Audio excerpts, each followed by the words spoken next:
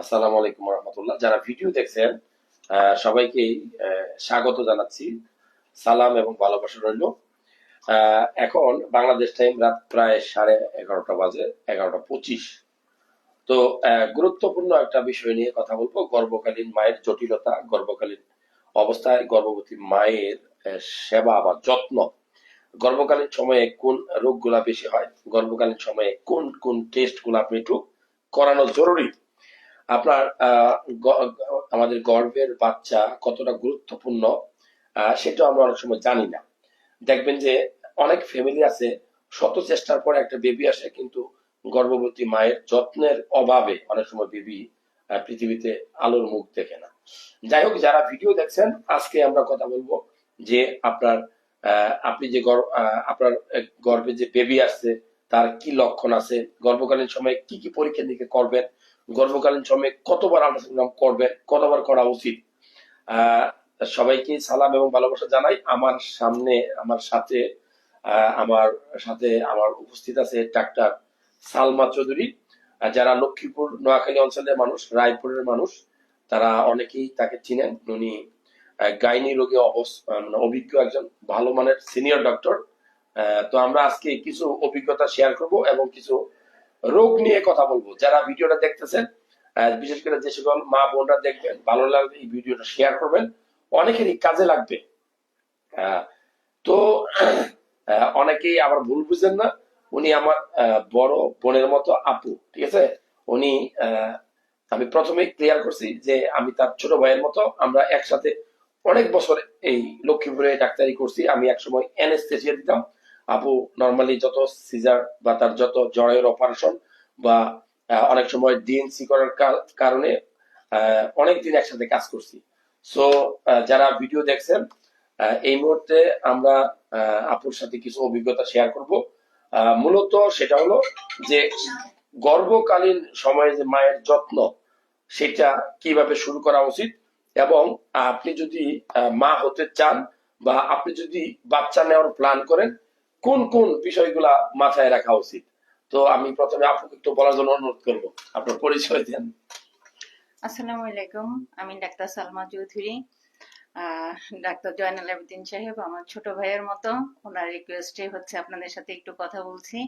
Actually এতক্ষণ অনেক কাজ ছিল, ডেলিভারি, নর্মাল ডেলিভারি, সিজারিয়ান, এগুলি শেষ করে হচ্ছে পেশেন্ট শেষ করে ওনাকে সময় দিতে পারিনি। এখন একটু রাত হয়ে গেছে, তাও ভাবছি বেতারের সাথে কথা বলে যাই। এজন্যই হচ্ছে আসা, কিছু কথা যেটাতে হচ্ছে মানুষের উপকার হবে। যদি আমার কথার দ্বারা আমার 25 বছর জীবনে, ডাক্তারি জীবনের হচ্ছে কোনো অভিজ্ঞতা দ্বারা আপনাদের কোনো উপকার হয়, সেজন্যই হচ্ছে আসা। কিছু কথা বলবো ওনার মাধ্যমে, ওনার চ্যানেলের মাধ্যমে। তো যারা ভিডিও দেখছেন, আপনাদের যদি কোনো প্রশ্ন থাকে, সব সময় কিন্তু সবাই চাইলেই গানি ডাক্তার দেখাইতে পারেন না। একজন ডাক্তারের কাছে যাইতে গেলে টাকার প্রয়োজন, সময়ের প্রয়োজন, অনেক দূরে, অনেক সময় আমরা অবস্থান করতে পারি না। আমি কিছু প্রশ্ন আপনারা করবেন, সেই প্রশ্নগুলোর উত্তর ইনশাল্লাহ আমরা দেওয়ার চেষ্টা করব। অলরেডি একটা প্রশ্ন আসছে, রোনা খান জানতে চাইছেন যে ডেলিভারির পূর্ব শর্ত বা নর্মাল ডেলিভারি হওয়ার জন্য কি করা উচিত, মানে গর্ভকালীন সময়ে। আসলে এরকম কমন একটা প্রশ্ন যে আমাদের দেশে অনেকেই বদনাম যে সিজার হয়, সিজার শুধু ডাক্তারের কাছে গেলে সিজার। তবে প্রশ্নটা খুব সুন্দর যে একজন মা যদি নর্মাল ডেলিভারি করতে চায়, তাহলে তার কি কি নিয়ম মেনে চলা উচিত গর্ভকালীন সময়গুলোতে। অ্যাকচুয়ালি হচ্ছে গর্ভকালীন সময়ে পুরাটা সময়ই হচ্ছে একটা বিশাল মায়ের উপর দিয়ে ফিজিক্যালি এবং মেন্টালি একটা স্ট্রেসের মধ্যে যায়। আহ যদি এই স্ট্রেসটা হচ্ছে কমানো যায়, তাহলে একটা ভালো বেবি আমরা আশা করতে পারি।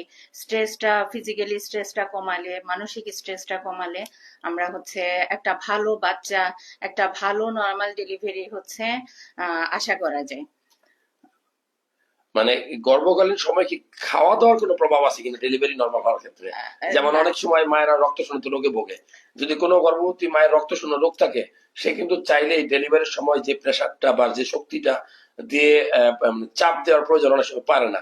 সেক্ষেত্রে কি কি খাবার আছে যে খাইলে একজন গর্ভবতী মায়ের শরীরে প্রচুর রক্ত বা হিমোগ্লোবিন তৈরি হবে? এরকম অনেক খাবার আছে, যেমন হচ্ছে আমরা আমাদের বাড়ির আশেপাশে, এটার জন্য হচ্ছে যে আমরা অনেক বেশি টাকা দিয়ে হচ্ছে খাবার কিনে খেতে হবে এরকম না। আমাদের ঘরের আশেপাশে যা আছে, আহ, যেমন হচ্ছে কচুরলতি, কচু শাক, পালং শাক, লাল শাক, এই ধরনের শাক, লতা পাতা, এগুলি হচ্ছে যদি মায়েরা অবশ্যই খেতে হবে, এতে করে তার রক্তের পরিমাণ বাড়বে। তারপরে হচ্ছে ঘরে আমাদের দেশে তো হচ্ছে মুরগি জবাই হয়, মুরগির মাংস 1 পিসের জায়গায় 2 পিস খেলো। তবে আমরা আগে ছোটবেলায় যেটা দেখতাম যে 1 মুঠা চাল বাড়ায় দিতে, হ্যাঁ, একটা গর্ভবতী মায়ের জন্য, কিন্তু ভাতটা সে তো বেশি খেতে পারবে না। 1 মুঠা চাল বাড়াই দিলে কি সে বেশি খেতে পারবে? সেটা তো পারবে না। তাহলে সে হচ্ছে সে নর্মাল পরিমাণে ভাতটা খাবে, সাথে হচ্ছে তার পুষ্টিকর খাবারগুলি, শাকসবজি পরিমাণ বাড়ায় খাবে। তারপরে হচ্ছে 1 পিসের জায়গায় 2 পিস মাছ খাবে, 2 পিস মাংস খাবে। ডেইলি হচ্ছে 1 গ্লাস পারক দুধ খাবে, ডিম খাবে। এগুলি হচ্ছে ডেইলি খাবারের মধ্যে থাকবে। তবে মানসিক প্রশান্তিটা হচ্ছে বড় জিনিস। যারা হচ্ছে একটা সুস্থ বাচ্চা চায়, তাদেরকে হচ্ছে সেই সব মহিলাদের হাজবেন্ডদের জন্য বলা যে হচ্ছে অবশ্যই মেন্টাল স্ট্রেসটা কম রাখবেন একটা মায়ের। এতে করে একটা মা হচ্ছে আপনাকে একটা সুস্থ বাচ্চা উপহার দিতে পারে। যারা ভিডিও দেখছেন, লিমন ভাই প্রশ্ন করছে, এমডি লিমন, প্রথম সিজারের পর দ্বিতীয় সন্তান নর্মাল ডেলিভারি হওয়ার সম্ভাবনা আছে কিনা প্লিজ স্যার জানাবেন। মানে একবার সিজার হয়েছে, তারপরে কি একটা কনসেপ্ট করলে সেটা কি নর্মাল ডেলিভারি হতে পারে কিনা? অ্যাকচুয়ালি হচ্ছে এটা খুবই হচ্ছে কমন কোশ্চেন আমাদের জন্য এখন। একটা বাচ্চা নর্মাল সিজার হওয়ার পরে পরবর্তী বাচ্চা নর্মাল হয় কিনা? হয়, তবে সেটা অপেক্ষাকৃত কম। যারা হচ্ছে নর্মাল ডেলিভারি চেষ্টা করতে যায় অনেক সময় বিপদে পড়ে। যেমন হচ্ছে অনেক সময় সেলার জায়গাটা খুলে যেতে পারে, বেশি পরিমাণ হচ্ছে প্রেসারাইজড কন্ডিশনে গেলে। তবে অনেক সময় আবার দেখা যায় যে সময়ের আগে তার ব্যথা উঠে গেছে, বাচ্চাটা নেমে গেছে, আমরা হচ্ছে দেখি যে হচ্ছে বাচ্চাটা অনেক নিচে চলে আসছে, এখন সিজার করাটাও হচ্ছে রিস্কে, তখন আমরা অ্যালাউ করি। বাট হচ্ছে কোনো স্যালাইন ইনজেকশন দিয়ে প্রিপারেশন নিয়ে অনেক দিন পার হয়ে গেছে, তখন অবশ্যই ডাক্তারের শরণাপন্ন হইতে পারে। ডাক্তার দেখবে যে হচ্ছে বাচ্চাটা অ্যাকচুয়ালি এঙ্গেজমেন্ট, যেটা হচ্ছে বাচ্চা মায়ের যে রাস্তা ওখানে ঢুকছে কিনা। হ্যাঁ, ওইটা হচ্ছে যদি ফ্লটিং বাচ্চা থাকে, তাহলে তো বাচ্চাটা হচ্ছে নর্মালি হওয়ার সম্ভাবনা থাকে না। হ্যাঁ, তারপরে হচ্ছে সময় পার হয়ে গেছে, তার ব্যথা নাই।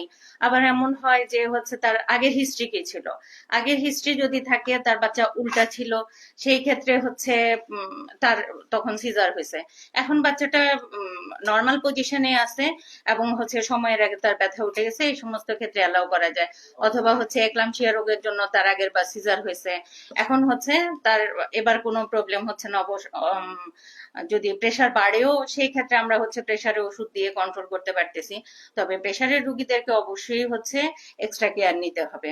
এবং হতে পারে নর্মাল ডেলিভারি, তবে সব ক্ষেত্রে না, এবং অবশ্যই ডাক্তারের মাধ্যমেই হচ্ছে সেটা করাইতে হবে। বাড়িতে চেষ্টা করতে গিয়ে আমাদের এখানেও বহুত রুগী আসছে যাদেরকে আমরা হচ্ছে আর টিকাইতে পারি নাই, এত ব্লিডিং নিয়ে আসছে, মারা গেছে রুগী। আমাদের হাতের উপরে মারা যায়, আস্তে আস্তে অ্যাম্বুলেন্সে মারা যায়, তখন আমাদের করণীয় কিছু থাকে না। অতএব যদি কেউ চায় নর্মাল ডেলিভারি করাইতে, তাহলে হচ্ছে অবশ্যই সাথে যেন ডাক্তার থাকে, ডাক্তার হসপিটালে আসে এবং হচ্ছে ডাক্তারের পরামর্শ অনুযায়ী সেটা চেষ্টা করা যায়। যারা ভিডিও দেখছেন আমি একটু বলি, সেটা হলো আপনার যদি প্রথমে সিজার হয় আপনার ওয়াইফের, বা আপনি নিজে যদি পেশেন্ট হন, দ্বিতীয়বার নর্মাল ডেলিভারি হবে কিনা? অবশ্যই হবে। সেটা আপনি যে ডাক্তারের চিকিৎসাধীন থাকবেন তার সাথে কথা বলবেন। আপনার শরীরের কন্ডিশন, আপনার প্রেশার, আপনার হিমোগ্লোবিন, আপনার ডায়াবেটিস, এই সকল কন্ডিশন বিবেচনা করে আপনি অবশ্যই হাসপাতালে থেকে, যদি ডাক্তার সাহেব উপস্থিত থাকে, অবশ্যই নর্মাল ডেলিভারি করা যেতে পারে। তবে সেই রুগীটা আসলে নর্মাল ডেলিভারি হবে কি সিজার হবে, সেই সিদ্ধান্তটা নিবে ওই ডাক্তার সাহেব। কারণ অনেক সময় প্রিভিয়াস সিজার আছে, আপনি যদি বাড়িতে এটা চেষ্টা করেন, আপনার যেই জায়গায় এই প্রথমবার জরায়ুটা ইনজেকশন দেওয়া হয়েছিল, কাটা হয়েছিল, ওই জায়গাটা ফেটে গিয়ে রাপচার হয়ে অনেক বাচ্চা মারা যায়, মাও মারা যায়। সো আপনি নিজে নিজে কখনো গ্রামের বাড়িতে চেষ্টাটা করবেন না। যদি চেষ্টা করতে চান, আপনি অবশ্যই হাসপাতালে আপনার প্রিয় ডাক্তারের মাধ্যমে করবেন। যারা এই মুহূর্তে ভিডিও দেখছেন, আমাদের অনেক প্রশ্ন আসছে, যেমন খাদিজাতুল কুবরা জানতে চাইছেন যে একজন মা গর্ভবতী বা গর্ভে বাচ্চা আসছে কি কি লক্ষণ দেখে বুঝতে পারবে? তো আমরা যদি একটু জানতে চাই কি কি লক্ষণ দেখে বুঝবে যে একজন মা প্রথমে সে মানে তার বেবি আসছে বা কনসেপ্ট করছে। প্রথমত সব মায়েরাই হচ্ছে মহিলারা মায়ের জাত, সেই হিসাবে প্রথমেই মহিলারা বুঝে ফেলে যে হচ্ছে মাথা ঘুরনি শুরু হবে, তার নর্মাল বমি বমি ভাব হবে। বেশিরভাগ শুরু হয় সকালের দিকে, তখন এটা হচ্ছে ব্রাশ করতে গেলে বমি আসবে, তখন এটাকে বলা হয় মর্নিং সিকনেস। তো মর্নিং সিকনেস বেশিরভাগ পেশেন্টেরই থাকে, হয়তোবা সে সারাদিন ভালো থাকে কিন্তু সকালবেলায় সমস্যাটা শুরু হয়। তো এটা দেখে বুঝতে পারে। আবার এটা দেখে হচ্ছে সে একটা নর্মাল দোকান থেকে কিনে প্রেগন্যান্সি টেস্ট করেও হচ্ছে বুঝতে পারে যে সে হচ্ছে গর্ভে তার গর্ভে বাচ্চা আসছে। মিসড পিরিয়ডটা মিসড হওয়ার 7 দিন পরে পরীক্ষাটা করানো ভালো। কি পরীক্ষা করবে সবাই? ইউরিন ফর প্রেগন্যান্সি টেস্ট, মানে ইউরিন পিটি মানে স্ট্রিপ গুলা মধ্যে কোন স্ট্রিপ গুলা ভালো এরকম কিছু বলা যায় কিনা? না, এটা হচ্ছে বেশিরভাগ ক্ষেত্রে বলা যায় না, কারণ আমি সহজ করি, আপনার যদি ইউরিন টেস্ট করতে চান আপনি প্রথম ইউরিনটা নিবেন, অর্থাৎ ঘুম থেকে ওঠার পরে প্রথম যে ইউরিনটা আসবে, যে প্রস্রাবটা হবে, এটা নিয়ে আপনি 1-2 ফোঁটা দিবেন। যদি ক্লিয়ার ক্লিয়ার 2 দাগ উঠে তাহলে পজিটিভ, আর যদি 1 দাগ উঠে তাহলে নেগেটিভ। এটাই তো নাকি? না, এইটা ঠিক আছে। আবার স্ট্রিপের ব্যাপারে অনেক সময় হচ্ছে জটিলতা আসতে পারে। হ্যাঁ, পেশেন্টরা আসে যে হচ্ছে সে অনেকবার প্রেগন্যান্সি টেস্ট করাইছে কিন্তু নেগেটিভ। আবার অনেকেই হচ্ছে গর্ভবতী না কিন্তু প্রেগন্যান্সি টেস্ট পজিটিভ আসছে। হ্যাঁ, এটা স্ট্রিপের হচ্ছে কম দামি স্ট্রিপ, এটা ফল্ট হইতে হ্যাঁ পারে। ফল্ট। কিন্তু নরমালি আমি যেটা বলছি 80-90% সেটা হলো আপনার 2 দাগ উঠবে, এরপর আপনি একজন ডাক্তার দেখাবেন। আপনি আর্লি প্রেগন্যান্সি বলি আমরা, প্রথম 3 মাসের মধ্যে একটা আল্ট্রাসাউন্ড করবেন। প্রথম 1.5 মাসে না করাই ভালো। না, প্রথম 3 মাসে বলছি। প্রথম 3 মাসে যদি একটা আল্ট্রাসাউন্ড করবেন প্রথম 3 মাসে, কেন করবেন? যে আপনার গর্ভে কয়টা বাচ্চা আসলো। অনেক সময় সিঙ্গেল আসে, অনেক সময় টুইন আসে, অনেক সময় ট্রিপলেট আসে, এর বেশিও আসে, ঠিক আছে? এখন অনেক সময় আমরা আল্ট্রাসাউন্ড করে দেখি যে ব্রনটা ঠিক মতো আসছে কিনা, এমব্রায়োটা। যদি এমব্রায়ো না আসে সেটাকে আমরা ব্লাইটেড ওভাম বলি বা অ্যানামব্রাইক বেবি বলি। হ্যাঁ বলি, কারণ যদি আপনার ব্রনটা বা আপনার এই যদি আপনার ব্রনটা না আসে তাহলে ওটা কিন্তু রাখা যায় না, নাকি? ওটা ডিএনসি বা এবার ডাক্তারের পরামর্শ মোতাবেক চিকিৎসা নিয়ে ওটা আপনাকে টার্মিনেট করতে হবে। কিছুদিন ওয়েট করে দেখা যায় যে হার্টবিট আসে কিনা, হার্টবিট আসে কিনা, না শুধু স্যাকটাই আছে।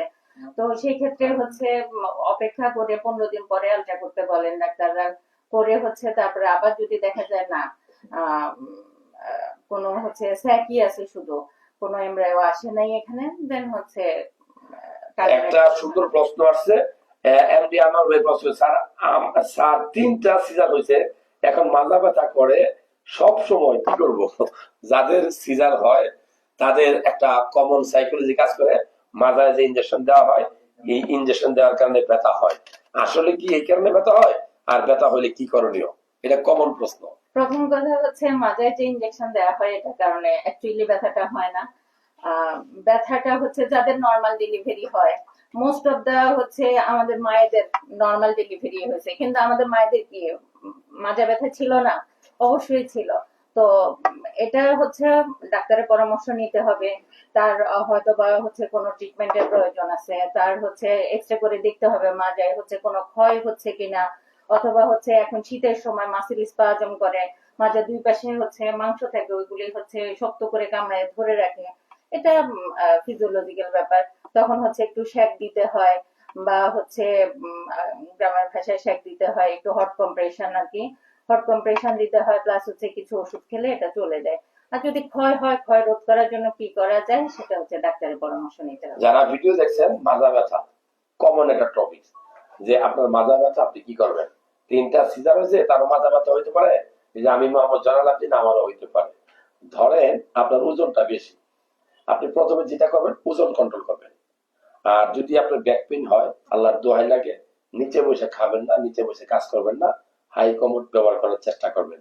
আমি যতটুকু জানি খুব বেশি ব্যাক পেইন হলে আপনি মুফতি হুজুরদের ফতোয়া নিয়ে অনেক সময় চেয়ারও দিকে অনেকে নামাজ আদায় করে, ঠিক আছে? নামাজ পড়তেই হবে যে কোনো কন্ডিশনে, এটা বাধ্যতামূলক।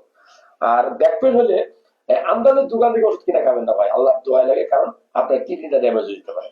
যারা ভিডিও দেখছেন, মাজা ব্যথার অনেক কারণ হতে পারে, তবে ওই পিছনে সুই দেওয়ার কারণে, ইঞ্জেকশন দেওয়ার কারণে মাজা ব্যথা হয় এরকম মুখস্থ ধারণা করা যাবে না। আপনার অস্টিওপরোসিস হতে পারে, অস্টিও আর্থ্রাইটিস হতে পারে, আপনার সিম্পল আর্থ্রাইটিস হতে পারে, আপনার পিএলআইডি হইতে পারে, আপনার পিছনে থেকে মাজা ব্যথা অনেক সময় কিডনিতে স্টোন হইতে পারে, আপনার ইউটিআই অনেক সময় প্রস্রাবের আছে ইনফেকশন হয়েছে, সেখান থেকেও প্রচন্ড মাজা ব্যথা হইতে পারে। যাই হোক, আপনার মাজা ব্যথা হলে একজন ডাক্তার দেখাবেন, একটা আল্ট্রাসাউন্ড করবেন, একটা ইউরিনারি টেস্ট করবেন, একটা এক্সরে করতে পারেন। ভালো লাগলে এই তথ্যগুলো সবাই শেয়ার করবেন। আরো সুন্দর সুন্দর প্রশ্ন আছে। তন্নি খান, আপনি জানতে চাইছেন যে গর্ভাবস্থায় নরমালি কোন কোন টেস্ট গুলা করা জরুরি। এটা কিন্তু আমার একটা প্রশ্ন, যে গর্ভকালীন গর্ভবতী মা কোন কোন টেস্ট গুলা মূলত করা উচিত। সব টেস্টটা সম্ভব না, বেসিক কোন টেস্ট গুলা করা উচিত? প্রথমত হচ্ছে আপনাকে এট ফার্স্ট ব্লাডের হচ্ছে গ্রুপিংটা করতে হবে, ব্লাড গ্রুপ গ্রুপটা খুব জরুরি। দেন হচ্ছে আপনার রক্তের পরিমাণ কতটুকু আছে, রক্তের পরিমাণটাও জরুরি। আপনার ডায়াবেটিস কি ফ্যামিলি হিস্ট্রি আছে নাকি, ডায়াবেটিসটা দেখতে হবে। এখন বেশিরভাগ মায়ের দেখা যাচ্ছে থাইরয়েড হরমোনের সমস্যা হতে পারে, থাইরয়েড হরমোন টেস্ট করতে হবে, এবং অবশ্যই প্রথম অবস্থায় একটা আলট্রাসোনোগ্রাফি করতে হবে।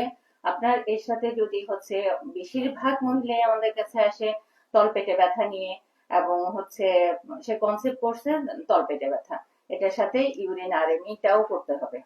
এই নরমাল অবস্থায় প্রথম অবস্থায় হচ্ছে এই কয়টা পরীক্ষা আপনাকে করতে হবে, এবং হচ্ছে খুব বেশি জরুরি। পরবর্তীতে আপনাকে হচ্ছে 5-6 মাসের সময় বা হচ্ছে এরও পরে আপনাকে ডেলিভারির জন্য প্রস্তুতি হিসেবে ভিডিআরএল করতে হবে, এসবিএসএজি করতে হবে। এই পরীক্ষাগুলো হচ্ছে মানে প্রাথমিকভাবে এগুলি প্রাথমিক পরীক্ষা।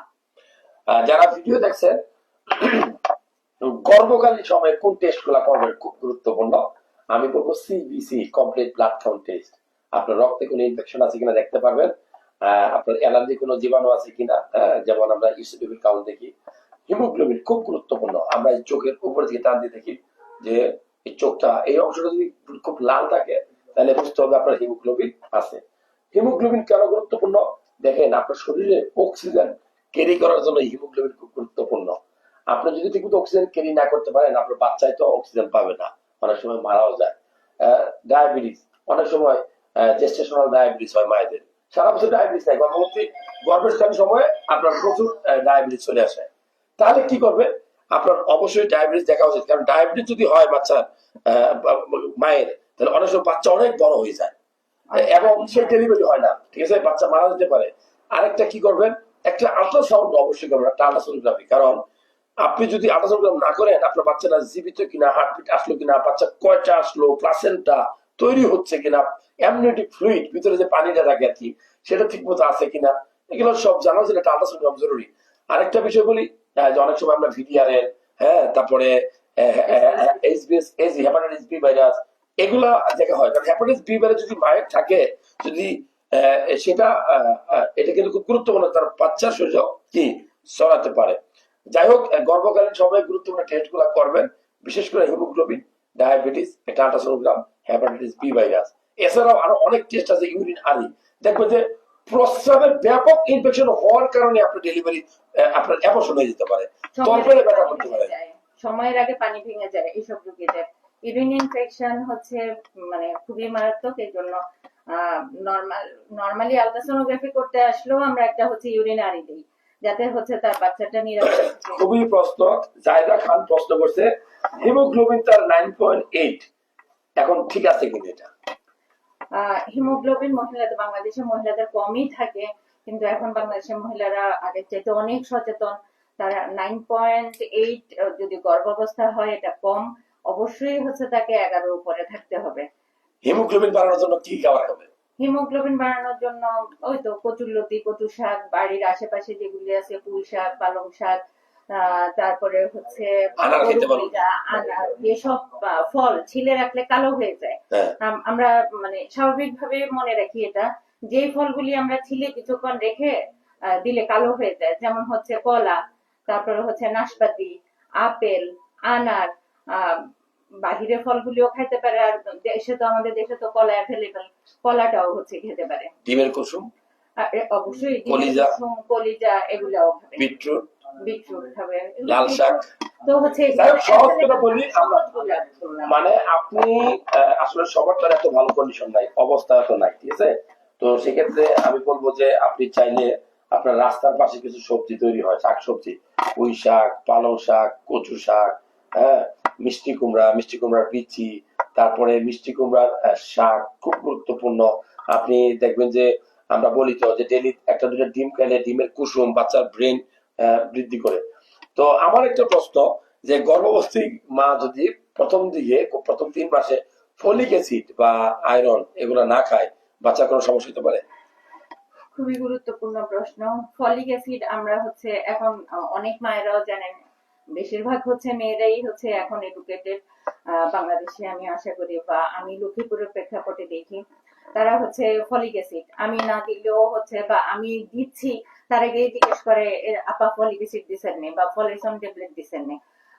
অবশ্যই হচ্ছে ফলিক অ্যাসিড খেতে হবে। ফলিক অ্যাসিড না খেলে হচ্ছে নিউরাল টিউব ডিফেক্ট হয়, বাচ্চার মাথায় প্রবলেম হতে পারে। নিউরাল টিউব বলতে হচ্ছে মেরুদণ্ডের হাড়ের এখানে হচ্ছে বড় টিউমারের মতো বিভিন্ন রকম হচ্ছে মানে অ্যানোমালি দেখা দিতে পারে। অতএব প্রথম 4 মাসে, আগে তো হচ্ছে মায়েরা 4 মাসের ভিতরে আসতোই না, এখন আমরা বলি কনসেপ্ট করার সাথে সাথে থেকে 4 মাস পর্যন্ত ফলিক অ্যাসিড খুবই খুবই খুবই জরুরি। যারা ভিডিও দেখছেন, একটা ভয়ঙ্কর তথ্য শেয়ার করি। সেটা হলো যে আপনি প্রথম 3 মাসে আল্ট্রাসাউন্ড করতে গেছেন বা 6 মাসের সময় গিয়ে দেখবেন, প্রথমে আল্ট্রাসাউন্ড করেন, করে দেখবেন হঠাৎ করে বাচ্চার মাথা নেই, মানে আমরা বলি এনানকেফালি। আবার অনেক সময় বলে যে বাচ্চার মাথা এত বড় হয়েছে পানি ভর্তি, বাচ্চা রাখা যাবে না। অনেকেই ডেলিভারি পরে দেখেন যে ঠোঁট কাটা, তালু কাটা, নিউরাল ডিফেক্ট, হাবা গোবা, বাচ্চা প্রতিবন্ধী। কেন হয় জানেন? এই আপনার অবহেলার কারণে। আপনি যে সবুজ শাকসবজি খান না, তারপরে ডিম খান না, ডিমের কুসুম খান না, মাছ খান না, ঠিক আছে, লাল মাংস খান নাই, তারপরে আপনি কলা খান নাই, কারণ এগুলোতে প্রচুর পরিমাণে কি থাকতো, ফলিক অ্যাসিড থাকতো, আয়রন থাকতো। আসলে বাজারে কিন্তু দেখবেন ফলিসন খুব কম টাকার ট্যাবলেট সরকারি হাসপাতালে পাওয়া যায়, প্রাইভেটে পাওয়া যায়। আল্লাহর দোহাই লাগে, যারা বাচ্চা নেওয়ার প্ল্যান করতেছেন 1 মাস আগে থেকে এই ধরনের খাবার, এই ধরনের ফলিক অ্যাসিড বা আয়রন এগুলা আপনি ডাক্তারের পরামর্শ মোতাবেক খাওয়া শুরু করেন, না হলে আপনার বাচ্চাও কিন্তু এরকম সমস্যা হইতে পারে। ভালো লাগলে তথ্যগুলো শেয়ার করবেন। রনি, শুরুতেই কথা হচ্ছে কেন? তো তুমি কি করতেছো এখানে?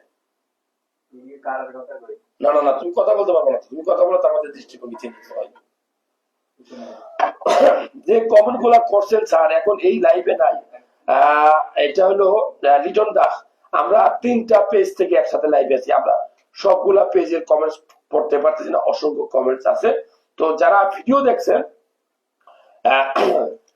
অনেকটা প্রশ্ন আছে, যেমন সালমা খাতুন জানতে চাইছেন যে জরায়ের মুখে ক্যান্সার কি কি লক্ষণ দেখে বুঝবে, বা আসলে কি মেয়েদের ক্যান্সারটা বেশি হচ্ছে?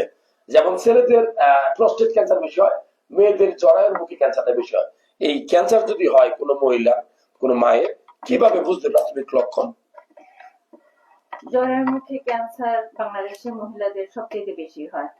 প্রথমত হচ্ছে আমি বলবো আনহাইজেনিক কন্ডিশনে তারা হচ্ছে লাইফ লিড করে, মানে হচ্ছে তারা হাইজিন মেনটেন করে না, পার্সোনাল হাইজিন মেনটেন করে না। পার্সোনাল হাইজিন একটা মহিলার মেনটেন করা খুব খুব খুব গুরুত্বপূর্ণ। প্রথম অবস্থায় জ্বরের মুখে মানে ক্যান্সার হচ্ছে এটা বোঝার জন্য হচ্ছে তার কিছু কমপ্লেন থাকবে, পেশেন্টের কিছু কমপ্লেন থাকবে। যেমন প্রথম কমপ্লেন থাকবে হচ্ছে তার ডিসচার্জ, হোয়াইটিশ ডিসচার্জ বেশি থাকবে, ফাউল স্মেলিং, মানে দুর্গন্ধযুক্ত এবং ব্ল্যাকিশ, মাঝে মধ্যে হচ্ছে কালো কালচে, মাঝে মধ্যে ব্লাড মিক্সড হচ্ছে সাদা স্রাব যাবে এবং সেটা অনেক দুর্গন্ধযুক্ত হবে। অনেক সময় হচ্ছে পানির মতো ভাঙবে, এগুলাতে অনেক দুর্গন্ধ হবে। অনেক সময় হচ্ছে মেলামেশার সময় হচ্ছে রক্তক্ষরণ বেশি হবে। হ্যাঁ, পেশেন্ট এসে বলে যে হচ্ছে আমাদের হচ্ছে সহবাসের পর পরে হচ্ছে ব্লিডিং দেখা যাচ্ছে।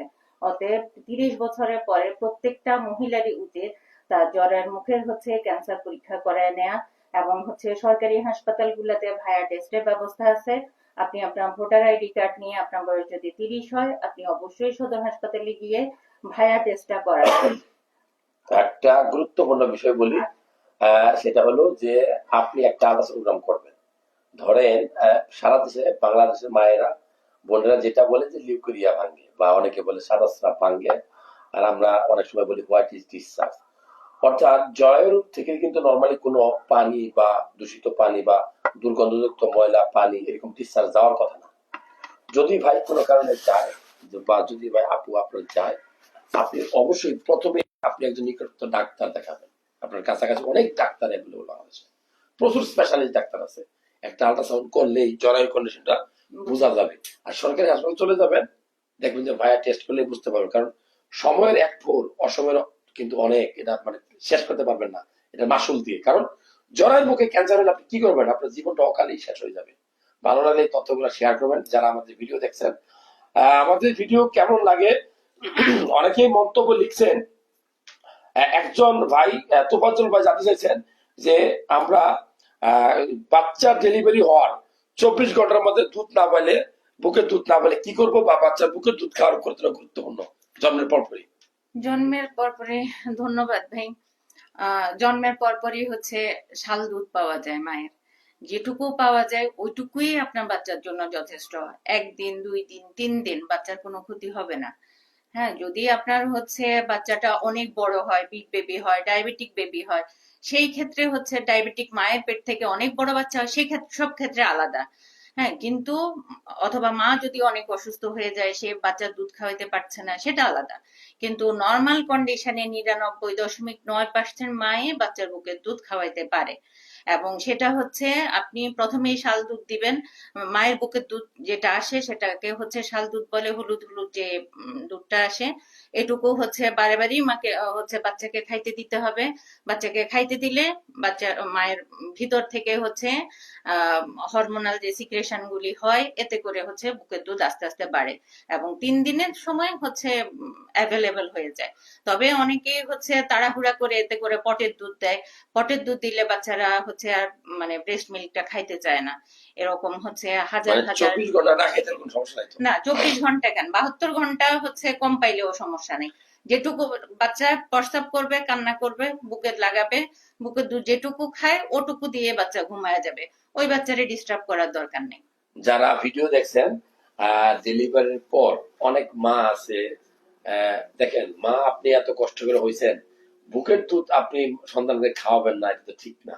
অনেক মায়েরা ইদানিং দেখি ফ্যাশন করে, হ্যাঁ, নিজের বডি স্ট্রাকচার ধরে রাখার জন্য অনেকেই আছে বুকের দুধ খাওয়ায় না, বাইরের দুধ খাওয়ায় বা অন্য খাবার খাওয়ায়। তারা মনে করে ওগুলা খাওয়ালে পুষ্টি হবে। আসলে আমি মনে করি আপনি একটু মানে পিছিয়ে আছেন, বুদ্ধি কম। আপনার প্রথম যে দুধটা আসবে এটা শাল দুধ, এটা হলো বাচ্চার জন্য অ্যান্টিবায়োটিক।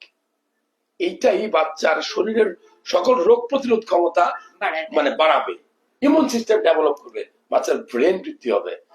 বাচ্চার বুকের দুধ খাওয়ালে যেই জিনিসটা, যেই মায়ের সাথে সন্তানের সবচেয়ে গুরুত্বপূর্ণ দিক, সেটা হলো যে বন্ধন তৈরি হবে, মায়ের যে বন্ধন। আর যদি না খাওয়ান, একদিন এই সন্তান আপনাকে দেখবে না। দেখেন কথাটা ঠিক না বেঠিক? যাই হোক, আমি ডাক্তার হিসেবে বলবো বুকের দুধ সন্তানের অধিকার, এটা অ্যান্টিবায়োটিক, আল্লাহ প্রদত্ত, খাওয়াবেন প্লিজ। যারা ভিডিও দেখছেন, অনেকে লিখছেন যে আমাদের লাইফটা ভালো লাগছে।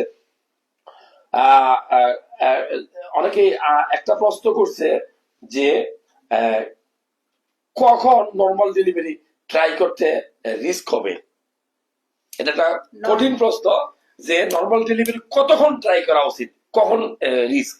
এটা একটা আপু প্রশ্ন করছিল, নামটা চলে গেছে, আমি প্রশ্নটা দেখছিলাম। নর্মাল ডেলিভারি, হ্যাঁ আপুকে মানে ধন্যবাদ। কখন সিজার করা লাগবে এটা বলে বললে। নর্মাল নর্মাল ডেলিভারি হচ্ছে আপনি 2 দিন 3 দিনও চেষ্টা করতে পারেন, তবে সেটা আপনি ডাক্তারের আন্ডারে থেকে।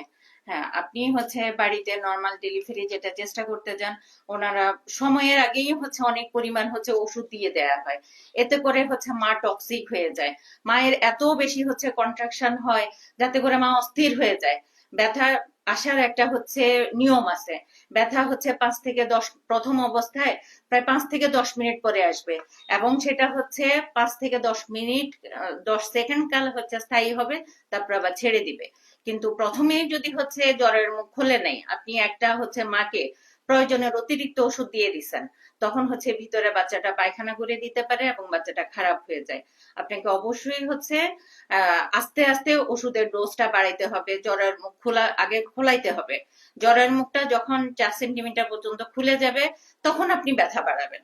কিন্তু আপনি প্রথমেই যদি ব্যথা বাড়ায় ফেলেন তখন হচ্ছে মা টক্সিক হয়ে যাবে, বাচ্চা হচ্ছে আসতে সমস্যা হবে। জ্বরের মুখ খোলে নাই, এখন আপনি একটু দরজা না খুললে তো একটা মানুষ বের হইতে পারবে না, সেরকম জ্বরের মুখ না খুললে তো বাচ্চাটা বের হইতে পারবে না সেখান থেকে।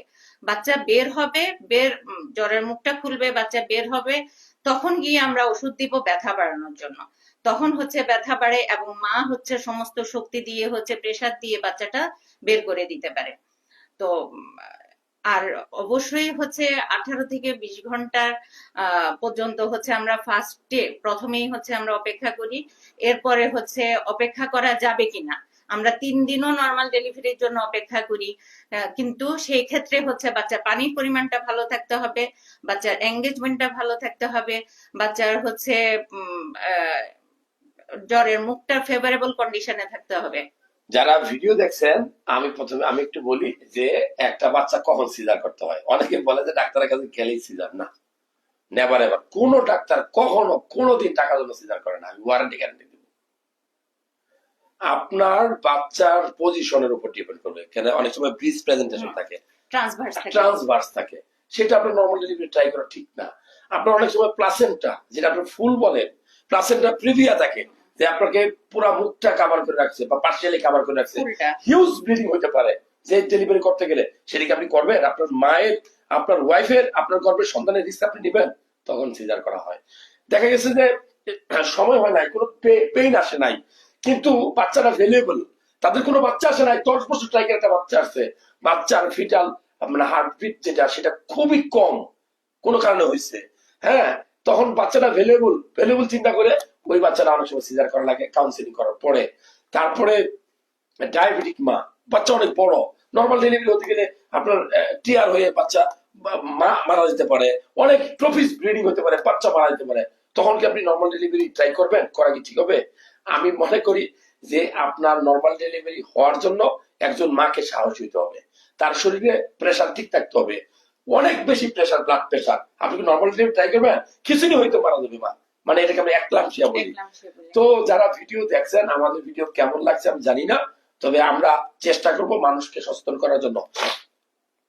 সরাসরি যদি আপনাকে প্রশ্ন করি যে একজন মা গর্ভকালীন সময়ে কোন কোন খাবারগুলা খাবে, কোন কোন খাবারগুলা বয়কট করবে?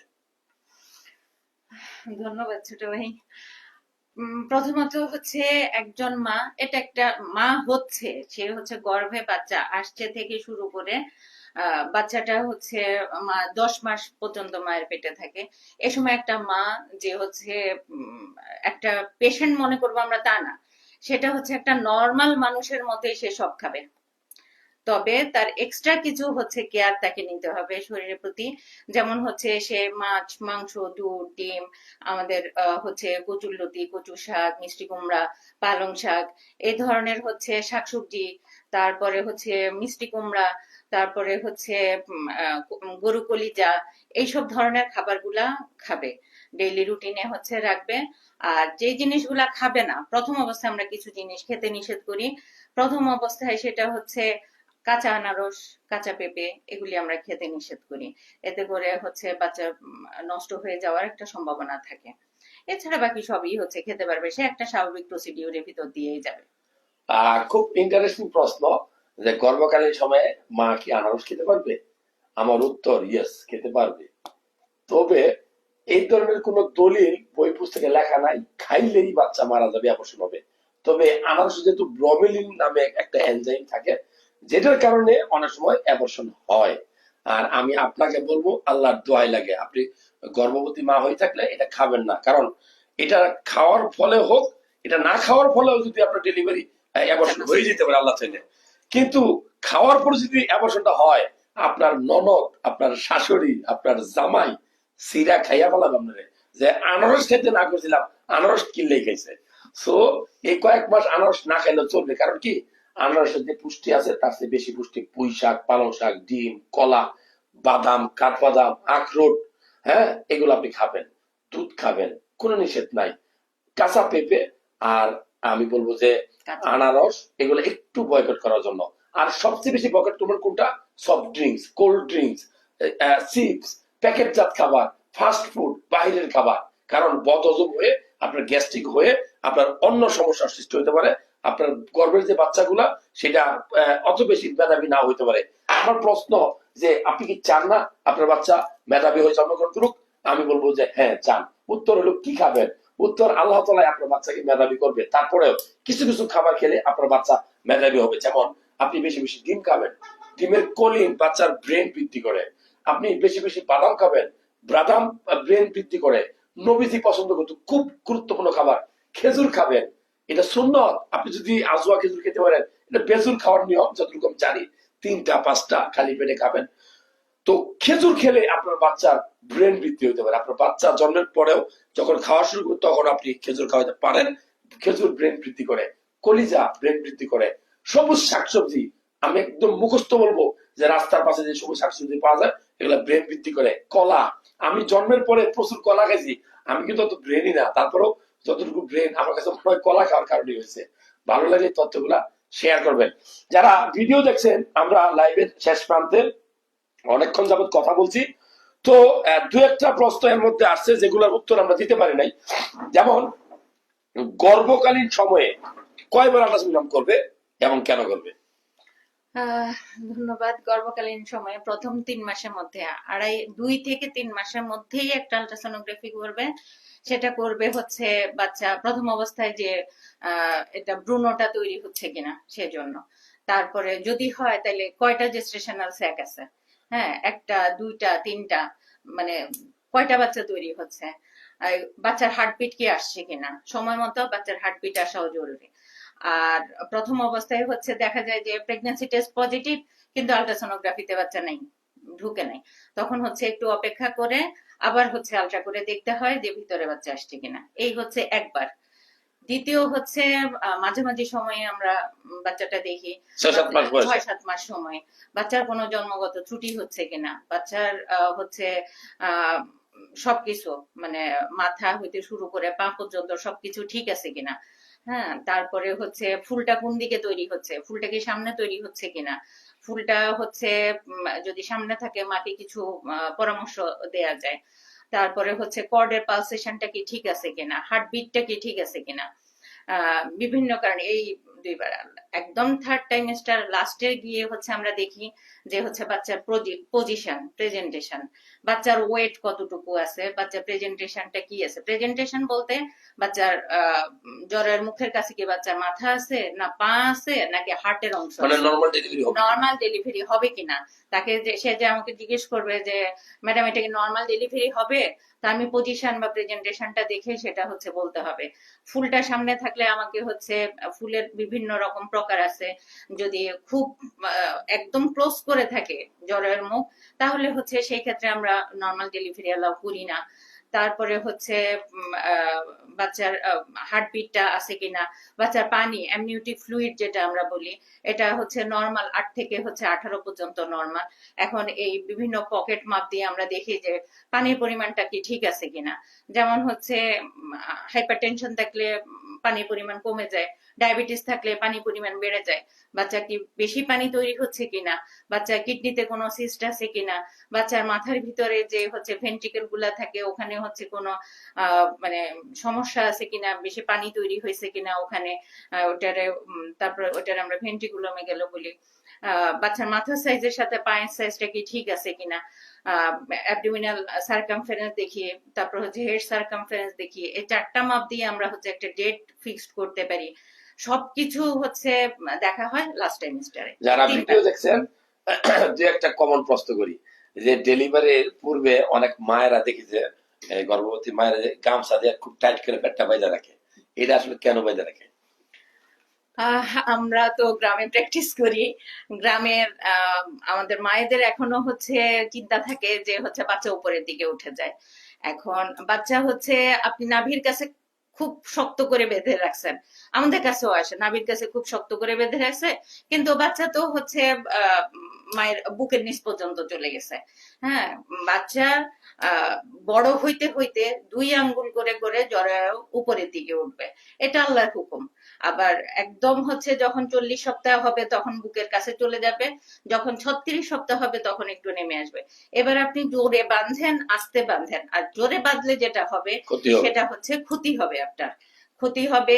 এবার অনেকে বলে যে হচ্ছে খুব জোর করে বাঁধতে, জোর করে গামছা দিয়ে বাঁধতে, যে বাচ্চা নিচে থাকবে। কারো বাচ্চা তো হচ্ছে মুখ দিয়ে আসতে পারে না, সবার বাচ্চা আল্লাহর নিয়ামত অনুযায়ী হচ্ছে প্রসবের রাস্তা দিয়েই আসে, উপর দিয়ে উঠে আসবে এরকম কোনো হচ্ছে ইয়ে নেই, কথা যারা নেই। ভিডিও দেখছেন, কমন কিছু কিছু কুসংস্কার দেখি আমরা সদর হাসপাতালে ডিউটিকালীন সময়ে, প্রাইভেটে অনেক বাচ্চা দেখছি ডেলিভারির পরে মায়েরা নিয়ে আসে প্লাসেন্টা সহ, পরে আমরা যখন দেখি বাচ্চাটা মারা গেছে।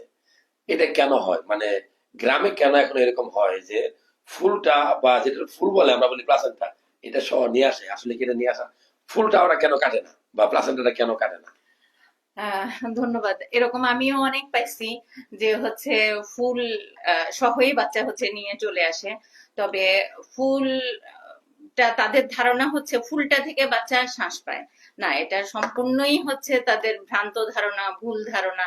আবার বাচ্চা পানির ফুলটা পানির ভিতরে রেখে যে হচ্ছে বাচ্চা সহ নিয়ে চলে আসছে, কিন্তু বাচ্চাটা মারা যায়। বাচ্চাটা মারা কারণ যায়। কি, বাচ্চার যে ব্লাডটা থাকে আর মায়ের যে কানেকশনটা, এটা হলো নারীর বন্ধন। হুম। হ্যাঁ, এটা মূলত বাচ্চা খাবারটা কোথায় পায়, পুষ্টি কোথায় পায়? মায়ের কাছে। বাচ্চা মায়ের জরায়ুর সাথে ফুলটা আটকানো থাকে, সেখান থেকে হচ্ছে ফুলের মাধ্যমে হচ্ছে মা থেকে খাবার সংগ্রহ করে, মানে এখানে এটা ভেসেল আছে, ভেসেল আর্টারি আছে, আছে, ভেসেল artery গুলোর আছে, মাধ্যমে হ্যাঁ। যায়।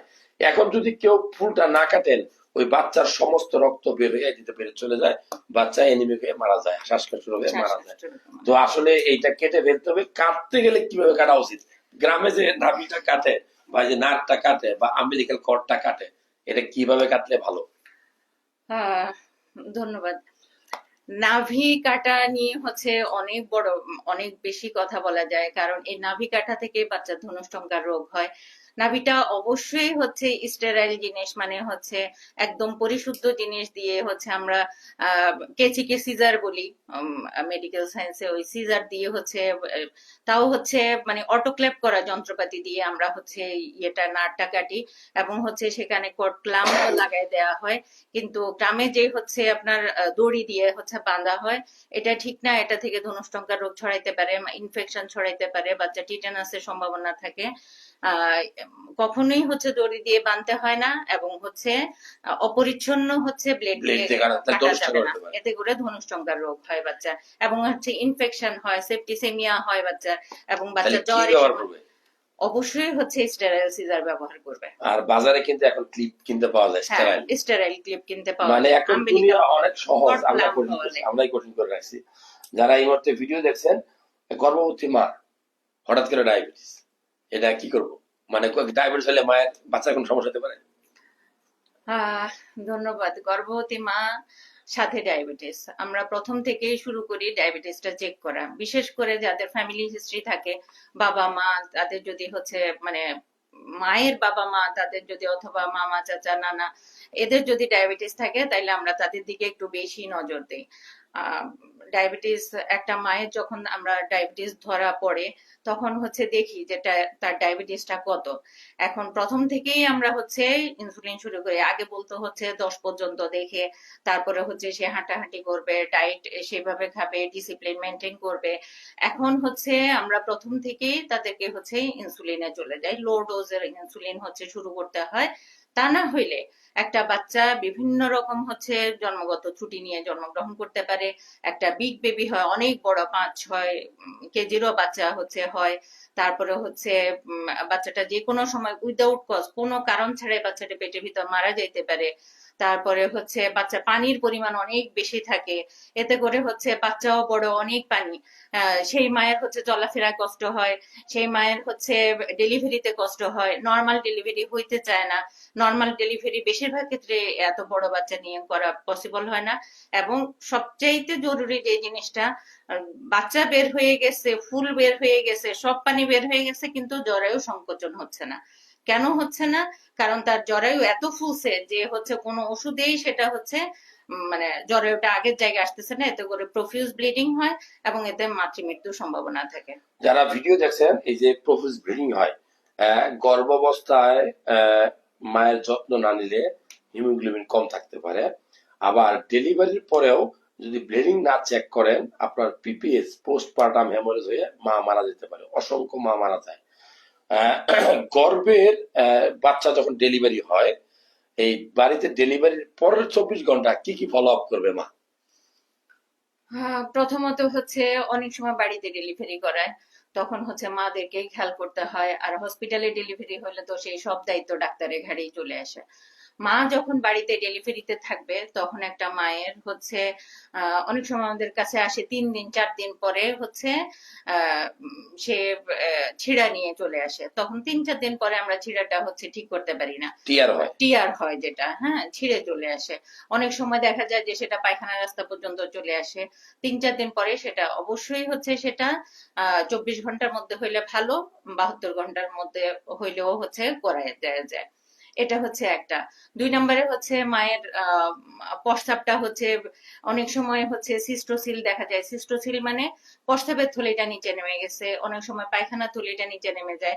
কারণ এত বেশি প্রেসার দিতে থাকে প্রথম থেকে মা, তার হচ্ছে প্রস্রাব ভর্তি ছিল, সে হচ্ছে ব্যথার জন্য যে তার প্রস্রাব ধরছে সেটা বুঝতে পারে না। এতে করে শুধু বেয়ার ডাউন করতে থাকে, করতে থাকে, দেখা যায় যে তার বেবি ডেলিভারি হয়ে গেছে, সিস্টোসিল রেক্টোসিল ডেভেলপ করে। এই জন্য অবশ্যই সে হচ্ছে বারবার প্রস্রাব করে ফেলবে। আবার ডেলিভারি 24 ঘন্টার মধ্যে যদি তার পেশাবের বেগ বেশি ধরে থাকে, এতে করে তার জরায়ু ছেড়ে দিবে, এতে করে প্রফিউজ ব্লিডিং হতে পারে। একদম নর্মাল এরকম হচ্ছে অনেক রোগী আমাদের কাছে আসে, কোনো সমস্যা নেই, কিন্তু হচ্ছে তার ব্লাডারটা মানে প্রস্রাবের থলিটা বেশি পরিমাণ ফুলে থাকার জন্য তার জরায়ু ছেড়ে দিছে, সংকোচন হইতে পারে না সেটা। আর খেয়াল করবে হচ্ছে ব্লিডিং।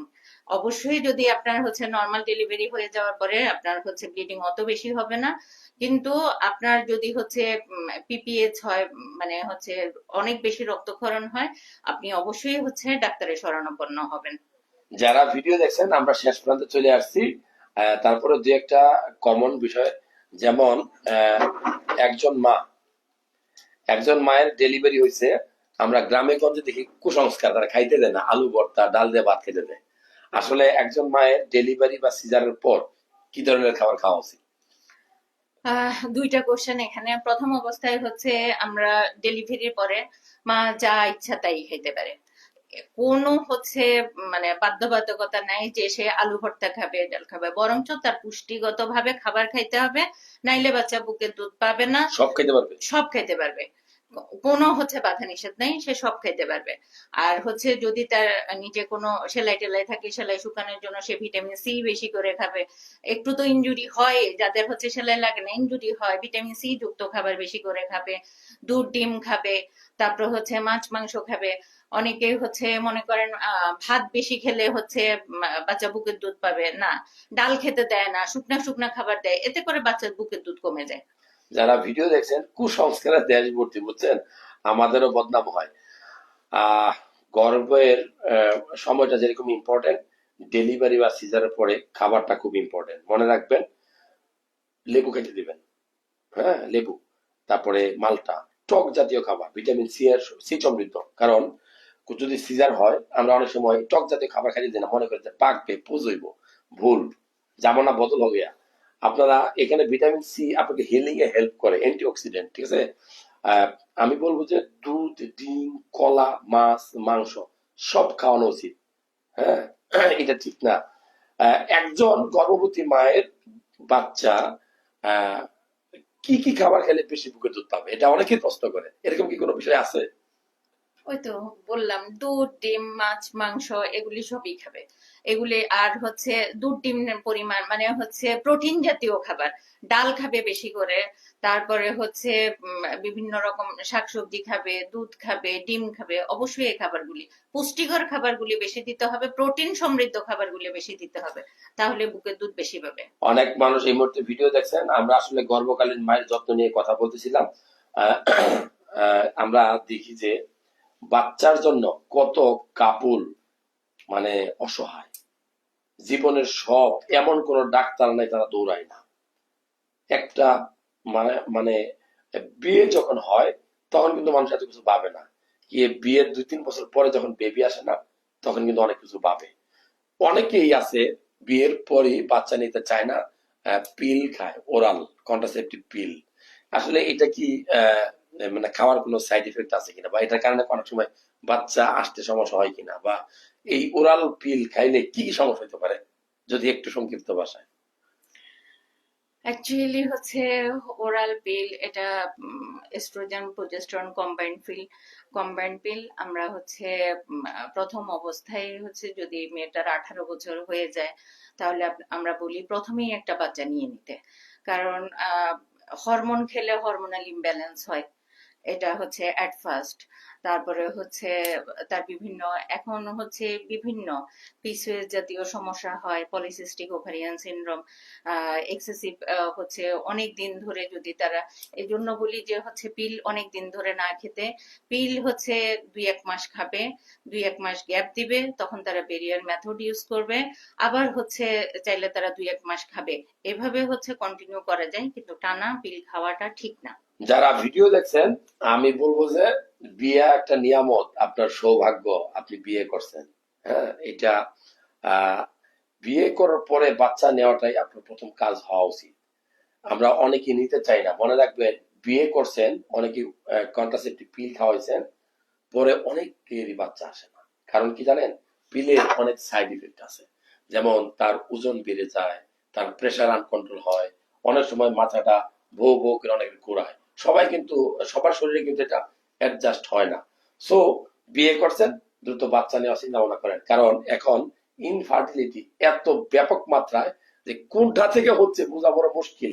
শুধু যে মেয়ের কারণে বাচ্চা হয় না এরকম কিন্তু না।